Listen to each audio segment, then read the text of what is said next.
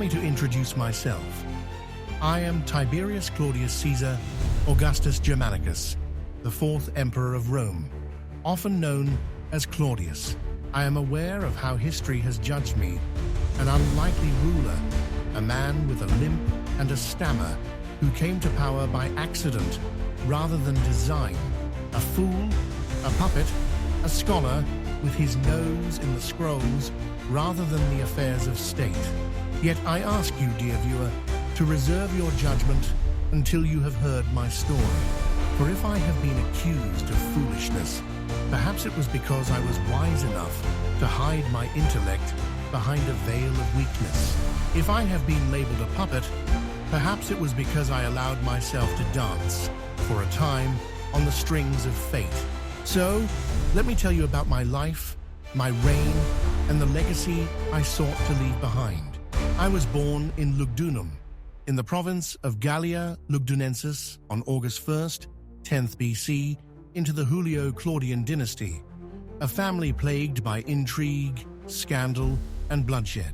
My mother, Antonia Minor, was the daughter of Mark Antony and Octavia, sister of Emperor Augustus.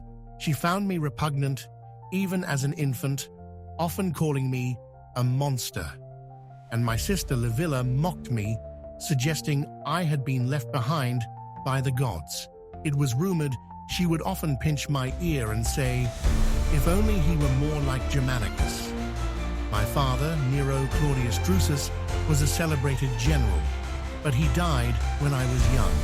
From my earliest days, I was left to navigate the labyrinth of palace politics alone, with little more than a limp and a lisp to protect me. My health was fragile, my body marked by tics and tremors, my speech stilted and uncertain. As a child, I was hidden away, deemed unfit for public life. I was, in the eyes of my family, an embarrassment, a shadow that loomed awkwardly behind the bright stars of my mother, sister, and brother, Germanicus. Ah, Germanicus, the golden boy, the shining hope of Rome, loved by the legions and adored by the people. How different he was from me. Where he was bold, I was hesitant. Where he was handsome, I was disfigured. Yet, he was kind, the only one who saw more in me than my outward frailty. He taught me, albeit indirectly, to survive by hiding my true self, by playing the part of the fool. But life in the shadow of Germanicus was not without its lessons. You see, while they were busy mocking me, I was watching them, learning from them, and most importantly, I was reading. I devoured the works of Livy, the great historian whose wisdom guided me. Livy was not only a beacon, but a friend. He took me under his arm and grew my love of history. I found solace in the dusty scrolls of the library, in the tales of Rome's past, and in the safety of my own thoughts. It was there, among the parchments, that I honed my mind, sharpened my wit, and developed a deep understanding of human nature and statecraft. And then there was Caligula, my nephew, my tormentor, my emperor. When Caligula ascended to the throne after Tiberius, I hoped for a period of stability and joy. His initial rule was lauded by all the empire, but after an illness, or perhaps a poisoning, something had changed. He changed, and he wasn't the same. Caligula, with his wild eyes and insatiable lust for power, became not a ruler, but a madman. He reveled in cruelty, in spectacle, in chaos. To him, I was nothing more than a laughingstock, a toy to be played with and discarded at will. He humiliated me, appointed me to ludicrous positions, and made me the butt of his cruel jokes. And yet, I survived. I survived because I knew the one truth that Caligula, for all his bluster, did not. That those who seem the weakest often harbor the greatest strength. So there I was, a scholar among wolves, a cripple in a den of lions, watching, waiting, and learning. I learned how to stay alive in a family where death was often the only release from ambition. I learned the value of silence, of humility, of patience. For while my family dismissed me, I was preparing. I knew my time would come. I just had to survive long enough to see it. My early life was a time of humiliation, of whispers behind closed doors, of a mother who wished I had never been born. But it was also a time of learning, of growth, and of preparation.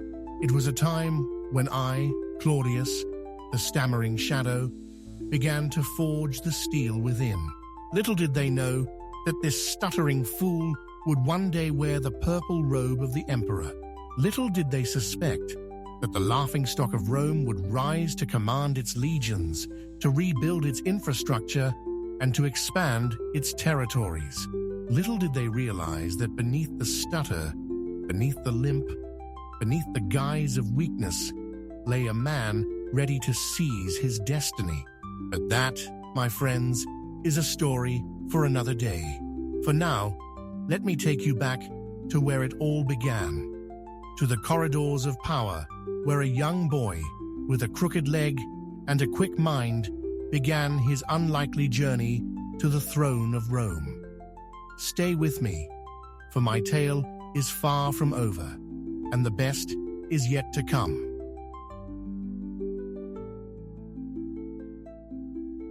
My ascent to power was as unlikely as my birth into the imperial family.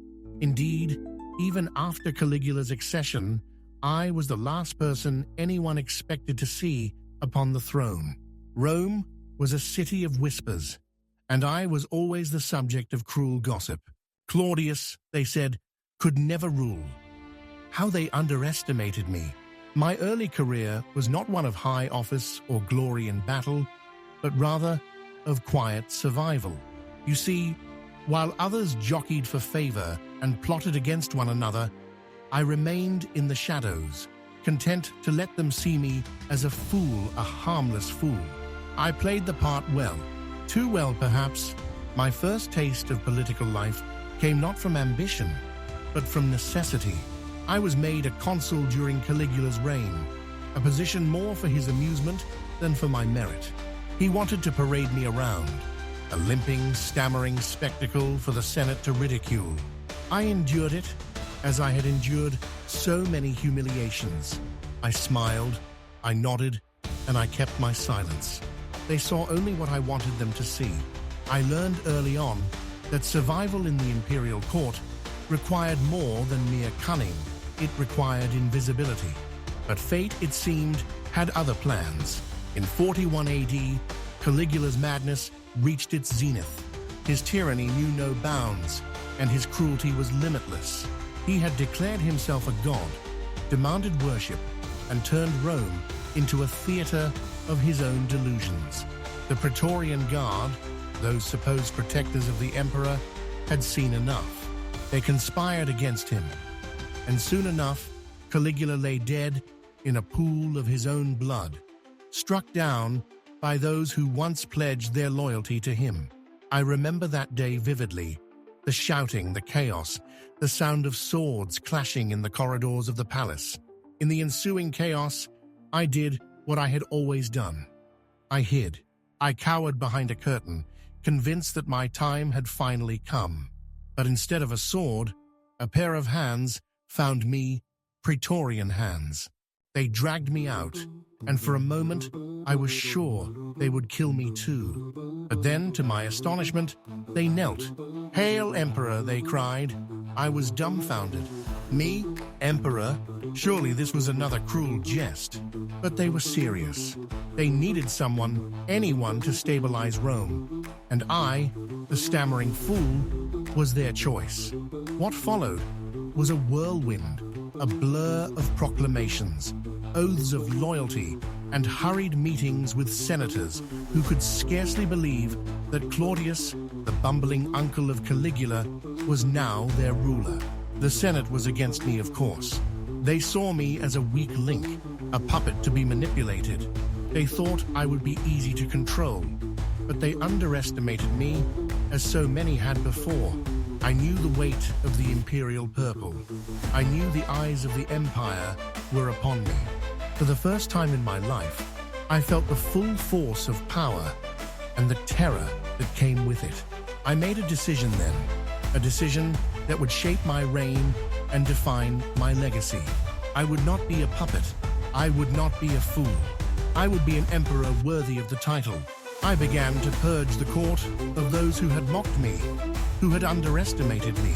I surrounded myself with those who had faith in my vision for Rome, those who understood that I was not the stuttering, limping buffoon they had thought me to be. I sought the counsel of men of intellect and wisdom. I reformed the administration, streamlined the bureaucracy, and sought to heal the wounds inflicted by Caligula's madness. I also sought to strengthen the bonds with those who truly supported me. I married Valeria Messalina, a woman whose ambition matched my own. Together, we navigated the treacherous waters of imperial politics, though I would soon come to regret that union. But that is a tale for another time. Yes, there were challenges. Oh, there were many. Revolts in the provinces, plots against my life, the Senate's constant machinations. But through it all, I remained steadfast. I had been given an empire, and I was determined to prove that I could govern it. Still, I knew that my greatest test was yet to come. Could I, Claudius, the man they once called a fool, restore Rome to its former glory? Could I bring order where there had been chaos, peace where there had been war? Could I succeed where Caligula had failed so spectacularly? My story was only just beginning, and I knew that to prove myself worthy of the title of emperor, I would need to show the people of Rome and history itself that I was more than they ever imagined, that I was more than just an accidental emperor. Stay with me, for in the next part of my tale, I shall tell you how I began to shape Rome anew, how I rebuilt and reformed, how I sought to heal an empire fractured by madness and ambition. For the story of my reign is one of both triumph and tragedy, and it is a story that has yet to be fully told.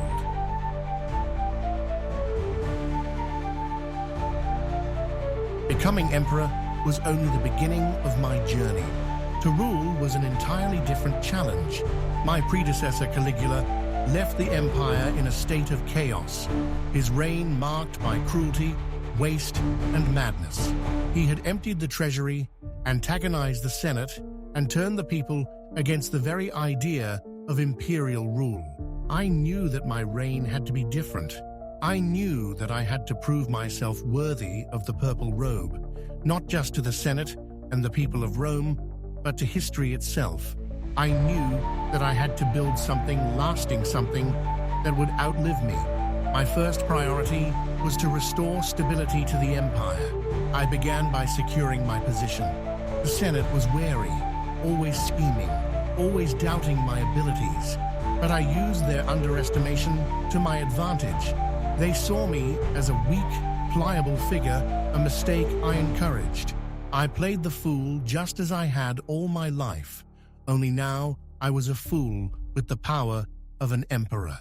I offered clemency to my enemies, which won me some supporters, while quietly eliminating those who posed the greatest threats to my rule. It was a delicate dance, but one I had been practicing all my life. Once my power was secure, I turned my attention to the heart of Rome itself. Caligula had neglected the infrastructure of the city. Its temples were in disrepair, its aqueducts failing, its streets clogged with filth. I embarked on an ambitious building program to restore Rome to its former glory. I commissioned new aqueducts, the Aqua Claudia and the Anio Novus, to bring fresh water to the city and its people. I restored the port of Ostia, ensuring the steady flow of grain from Egypt, vital to feeding the populace. I rebuilt the harbor at Ostia, knowing full well that the control of food supply meant control of the people. I also sought to expand the empire's borders, to push Rome's influence further than it had ever reached. Britannia, a mysterious, fog-covered land beyond the known world. Many thought it was a fool's errand to conquer such a place, but I knew it was a chance to prove Rome's might and my own. I sent General Aulus Plautius to lead the invasion, and to everyone's surprise, including my own, the campaign was a success. By adding Britannia to the empire, I showed the world that Rome was still a force to be reckoned with, and that I, Claudius, was not the weakling they had taken me for. But I was not only a conqueror, I was also a reformer. I sought to bring justice and fairness to Rome. I reformed the legal system, ensuring that the courts were accessible to all citizens, not just the wealthy elite. I expanded the Senate, including men from the provinces, much to the chagrin of the old patrician families. But I knew that Rome could not survive as a city of aristocrats alone. It had to be a city of all its citizens. I established new colonies, granting land to retired soldiers and those loyal to me. I even made efforts to integrate freedmen into the administration of the empire, recognizing their talents and potential contributions. My reign was not without its challenges, of course. There were those who resented my reforms, who saw them as an affront to the old ways, the old order. There were those who plotted against me, whispering behind closed doors, conspiring in the dark corners of the Senate House. And then there was Messalina, my wife, whose ambition and betrayal would come to haunt me. But we shall speak of her later. For now, I will tell you that despite the challenges, despite the plots, despite the betrayals, I remained steadfast. I was determined to build a Rome that would stand for centuries, a Rome that would be remembered not for its madness or its excess, but for its strength, its justice, its wisdom. I knew that to do so, I had to continue the work I had begun.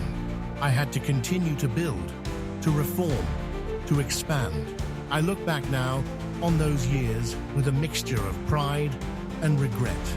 Pride for what I accomplished, for the stability I brought, for the reforms I enacted, for the lands I conquered, but regret too, for the mistakes I made, the betrayals I suffered, the deaths I could not prevent. For you see, being an emperor is not a path to happiness. It is a path to sacrifice, to endless duty, to constant vigilance. Yet, I would not trade it for anything. I had a chance to prove myself, to show the world and history that I, Claudius, the stammering shadow, was more than they ever imagined. And so, I continued to build, continued to reform, continued to rule, always with an eye on the horizon, always with an ear to the whispers of the Senate, always with a mind on the future of Rome. But nothing lasts forever, and my time would eventually come to an end. My death, like my life, was shrouded in mystery and intrigue, a fitting end to a most unexpected reign. But that, dear viewer, is a story for the next part of our journey. Stay with me as we explore the final chapter of my life, the machinations that led to my death, and the legacy I hoped to leave behind. For my story is not yet over, and I have much more to share.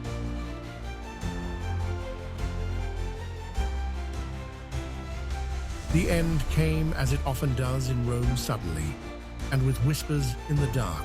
In 54 AD, after 13 years on the throne, I, Claudius, was felled not by an assassin's dagger or a barbarian's spear, but by poison. A fitting end, some might say, for a man whose entire life was shaped by the hidden hand of fate and the quiet machinations of the palace. But who, you might wonder, would wish to see the end of Claudius? The answer is both simple and complex. Those closest to me. My wife, Agrippina the Younger, Agrippina, she was a force of nature, a woman with the ambition of a Caesar and the ruthlessness of a tiger. She had married me, not for love, but for power. She saw in me a means to an end. She had her own son Nero from a previous marriage, and she was determined to see him on the throne, even if it meant my death. I had adopted Nero and made him my heir, partly out of a misguided attempt to unite the fractured Julio-Claudian line, and partly out of a weariness that had begun to settle in my bones. But I had no idea how quickly that decision would seal my fate. The poison was administered in a dish of mushrooms, my favorite delicacy. Ironic, isn't it, that something so simple, so seemingly innocent, would be the tool of my demise. I remember the moment vividly. The sudden wave of nausea, the tightening in my chest, the dawning realization that I had been betrayed. There were no grand last words, no dramatic final scenes. There was only pain, confusion, and finally, darkness. But before the darkness took me, I had time to reflect on the events that had brought me here, to this moment of death. I had achieved much during my reign. I had expanded the empire, reformed the government, and restored the treasury. I had brought peace where there had been chaos, and I had ruled with a hand both firm and fair. And yet, I had failed in the most important of duties. I had trusted the wrong people. I had allowed myself to be surrounded by those who sought only their own advancement, who would stop at nothing to achieve their aims, even if it meant the death of an emperor. I had seen the signs, of course. Agrippina's growing impatience, her increasing boldness, her subtle moves to sideline me and place Nero at the center of power. But I was tired. I was weary of the endless scheming, the constant vigilance. Perhaps a part of me even welcomed the end, the chance to finally rest. For as I have said before, to be an emperor is to sacrifice, to endure, to suffer. And I had endured enough. As I lay dying, my thoughts turned not to the empire, nor to my enemies, but to my children. I thought of Britannicus, my son, who would never wear the purple.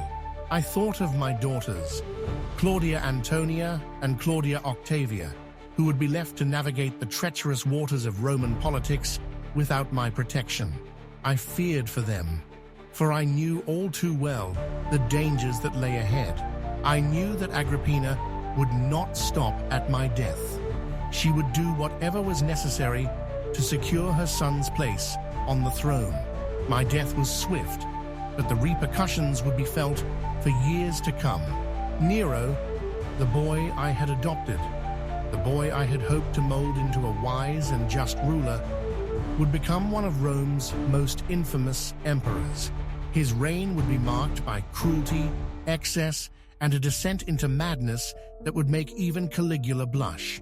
I had hoped to leave a legacy of stability, of strength, of justice. Instead, I left Rome in the hands of a boy who would nearly destroy it. But such is the way of things, is it not? We cannot control what comes after us. We can only do our best with the time we are given and hope that history will judge us kindly. I, Claudius, tried to rule with wisdom, with fairness, with a sense of duty. I tried to build a Rome that would last. Whether I succeeded or failed is not for me to say. That is for you, dear viewer, to decide. And so, my life came to an end, not with a bang, but with a whisper. I leave it to history to decide my worth, to judge my reign, to remember or to forget the man they called Claudius. But remember this, I was not the fool they thought me to be. I was not the puppet they believed me to be. I was an emperor, and I did what I could with the time I was given. Stay with me, for my story is not yet finished. In the next part, I will tell you of my legacy, of the Rome I left behind, of the impact I sought to have on this great city and its people. For even in death, my story continues.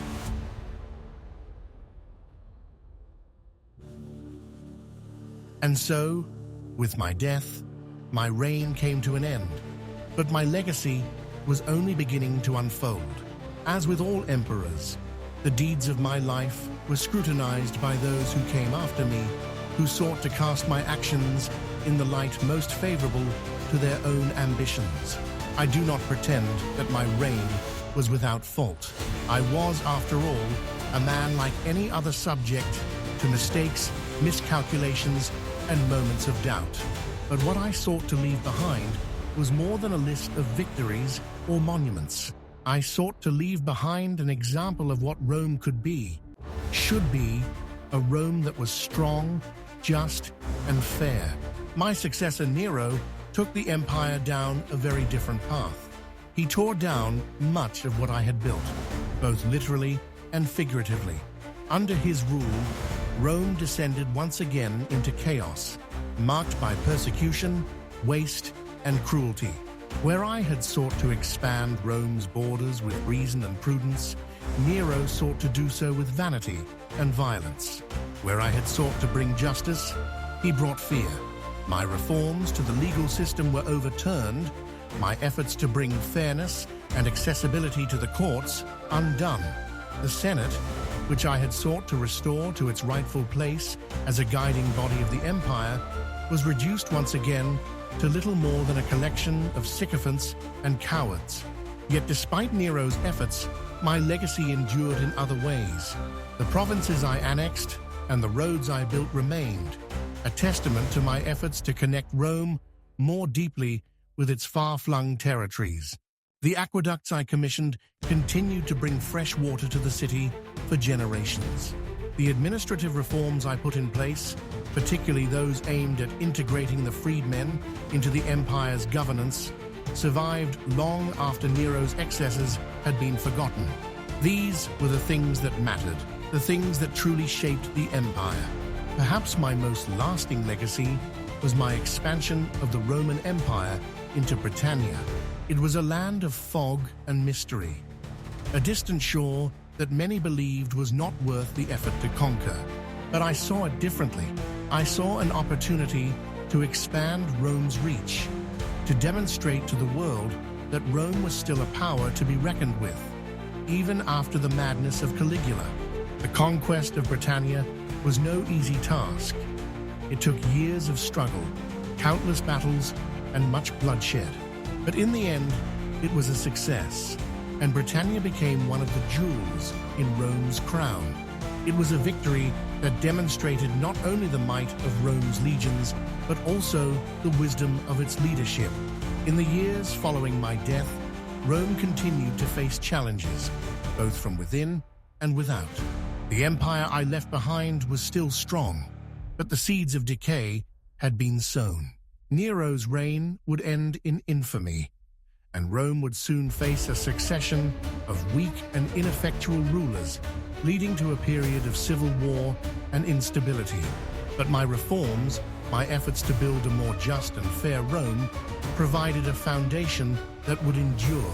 The freedmen I had integrated into the administration proved to be some of the most loyal and effective servants of the empire, a testament to my belief that talent, not birth, should determine one's place in society.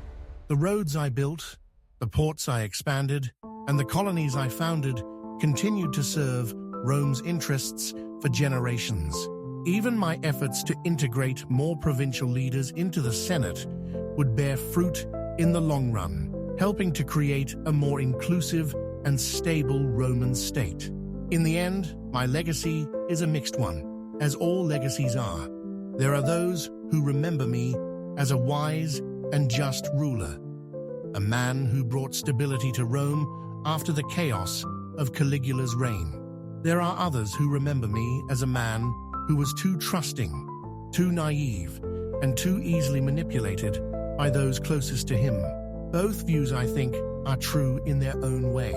But if I am to be remembered for anything, I hope it is for this. I tried to do what was right. I tried to build a Rome that would stand the test of time, a Rome that would be worthy of its history and its people. And now, dear viewer, as we near the end of my tale, I ask you to stay with me a little longer. For in the final part of my story, I will speak of the lessons I have learned, the wisdom I have gained, and what I would do differently if I had the chance.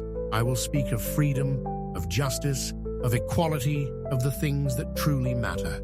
For my story is not just the story of an emperor, but the story of a man who sought to make a difference. And perhaps, in some small way, I did.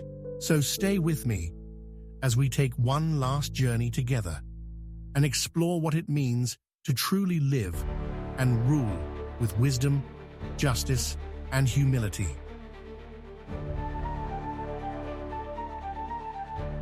As I reflect on my life and reign from the vantage of eternity, I realize now what I could not always see then: the true value of freedom, equality, and the power of the human spirit. My life was one of contrasts and contradictions, shaped by forces beyond my control, yet defined by the choices I made in the face of those forces. I was born into a world where power was concentrated in the hands of a few, where privilege was inherited, and where the worth of a man was often determined not by his character or his deeds, but by his birth. I knew this system well. I benefited from it, and yet I was also one of its victims. If I could do it all again, I would strive even harder to champion the causes of equality and justice. I would work to dismantle the rigid hierarchies that defined Roman society, to create a world where a man or a woman could rise on the merits of their talents and virtues alone. I began this work during my reign by integrating freedmen into the highest levels of government, by expanding the Senate to include men from the provinces, and by seeking to make the courts more accessible to all citizens. But I see now that I could have done more. I could have been bolder, more courageous in my efforts to create a fairer, more equitable society.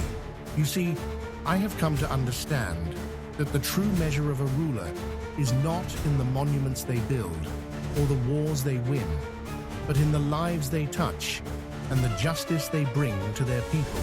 Power, as I learned all too late, is a fleeting thing. It is a tool, nothing more, and it must be wielded wisely and with humility. To be a ruler is not to command, but to serve. It is to place the needs of the people above one's own desires, to act not out of ambition or fear, but out of a deep and abiding love for one's fellow man. And this, I think, is the lesson I would leave to those who come after me, not just to future emperors or kings, but to all who seek to lead, to guide, to make a difference in the world. Remember always that your power is not your own. It is given to you by those you serve, and it can be taken away just as easily. Use it wisely, use it justly, and use it to lift others up, not to tear them down. For in the end, it is not the titles we hold, the wealth we amass, or the power we wield that defines us, but the kindness we show, the justice we bring, and the love we give. If you, dear viewer, have found yourself moved by my tale, if you see in my life something of your own, then I ask you to carry this lesson with you. Strive always to be better, to seek knowledge, to understand and embrace the diverse tapestry of human experience. For it is in this pursuit, this quest for understanding and compassion, that we find the true spirit of what it means to be human. I invite you now to explore the world I once knew, to walk the streets of Rome, to visit the provinces I once governed. Stand before the great aqueducts that still carry water to the city, marvel at the ruins of the port at Ostia, wander through the fields of Britannia, where Roman legions once marched. And as you do, remember the lessons of history, not just my story, but the stories of all those who came before, who struggled, who fought, who lived and died in pursuit of a better world. If you feel inspired by these stories, I encourage you to delve deeper. Consider collecting ancient coins, each one a small piece of history, a tangible link to the past. Each coin tells a story of the time it was minted, the emperor who ruled, the values of a society that has long since faded away. In these small, round pieces of metal, we find a connection to our shared history, to the people who walked these lands long before us. And in this connection, we find a sense of continuity, of shared purpose, of the unending quest for knowledge, understanding, and human progress. Thank you for joining me on this journey through my life and times. As you continue to explore, learn, and grow, remember the importance of seeking truth, understanding our past, and striving always for a more just, equitable, and compassionate world. Embrace the spirit of the Renaissance, the spirit of curiosity, knowledge, and a love for humanity. Live your life with the passion for discovery and the desire to make a positive impact on the world. Share your insights, your knowledge, your experiences. Engage with others, ask questions, seek answers, and always strive to be a better steward of our shared planet and our shared history. I hope you find inspiration here, in my story, and in the stories of those who came before me. If you seek more, I invite you to continue this journey, to dive deeper into the past, and to discover what it means to truly live the Renaissance spirit. Live boldly, live wisely, and live with a heart full of love and understanding. And always remember, the past is not just a story, it is a guide for the future. So embrace it, learn from it, and let it lead you to a better tomorrow.